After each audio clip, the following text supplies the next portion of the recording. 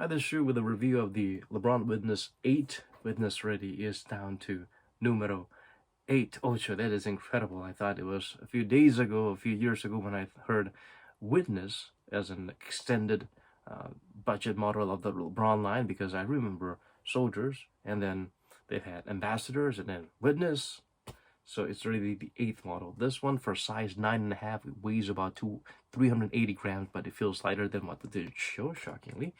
And yeah, the fit, I would say go up half a size, because it's not exactly running too long or too wide, but it's pretty forgiving. It's not a very narrow fit. If you have a very narrow foot and you like a tight fit, then I would say you can go true to size. This looks like a bit of a silhouette of a Kyrie 3, but it's not like that at all, because this part actually serves a purpose. This is the area where you might feel a bit of a blood circulation issue if this was just tight leather. This part, the toe box, is a little bit more durable. It's kind of a plasticky knit type of material, but here it's soft and plush, and this lace loop is all connected together, so it tightens up nicely without hurting your pinky toe joint. So I think this is a pretty brilliant budget move. And also, if, as you can tell, this is very sharp and flat, so you don't feel that moronic dead airspace nearby the toe box area that you feel in a lot of shoes these days. For some reason, they like to have the lace loops end closer to the ankles, and then they just have this broad interstellar space there to let your toe wriggle and feel super insecure. Yeah, and the outsole pattern, if you look at it, it's very basic looking, but it's pretty yeah, it's pretty thick. This waffle pattern also, it's nice and decent. They're not, crazy bite. They don't provide you with crazy bite, but they will not be crazy sensitive to dust either. So on a clean court, I think this is a pretty decent outdoor court, or shoe that you can wear casually in places that are not really maintained to tip-top conditions. Yeah, it seems like it's a budget model. It seems like it's deeper grooves and thicker blades that should last you a bit more than a lot of those delicate shoes out there. The ankle padding all around is very nice and plush. There's a lot of padding and sponge all around, even the tongue area. One downside is it's very well padded, but it's not exactly the most breathable out there. But it's not as crazy stuffy like the Composites or the shoes that had patent leather and all that around you. So it's not too bad, but not the most breathable out there. There's no heel slippage issue, so it's got a good lockdown. There's no pinching sensation, except in these little parts.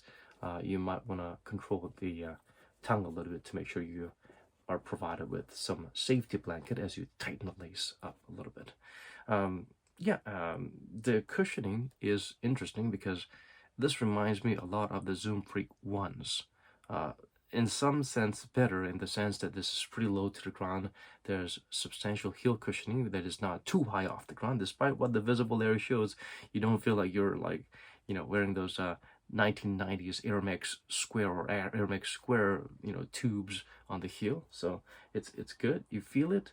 And also there's a separation here with a soft foam. I don't know if it's Phylon or EVA. I believe it should be Phylon. So it's got a really steep angular cut here, so that the shoe provides you with a quick first step as you step forward or step backwards. More responsiveness, and also a little bit of plushness here before you get into the bouncy air sole.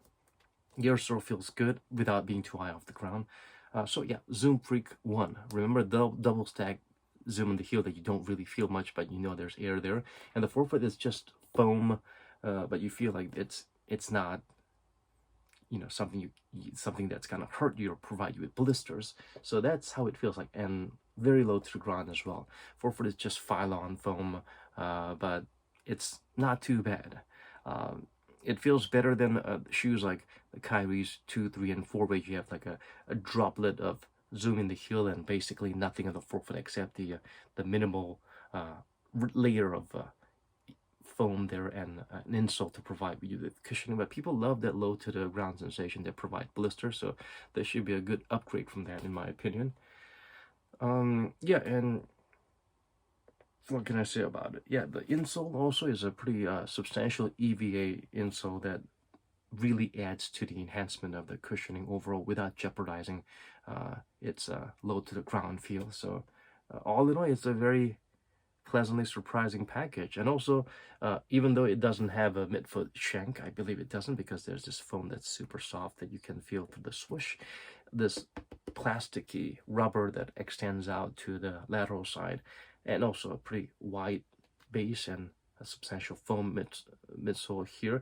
It provides a good outrigger and ankle rollover prevention measure here. Pretty substantial. Also, this is a budget shoe that goes for under $100, and if you wait or look around, they will always be on sale. Nice little lion silhouette there, and I like the fact that they try to stay in tune with the LeBron brand, the latest LeBron brand fad, which is to have the double swoosh, or the swoosh that's kind of together here. It's a daddy swoosh and the baby swoosh at the back, the two swooshes. So this is a I would say this is a better version of the ones we've had in the past, where the heel is just a ridiculous max here, or just zoom pods on the forefoot and nothing in the heel. I would rather have some air on the heel and, you know, some low to the ground minimal foam on the forefoot, or zoom air ideally. So this would be a better setting than a lot of the shoe that just gives you a droplet of zoom on the forefoot and nothing in the heel.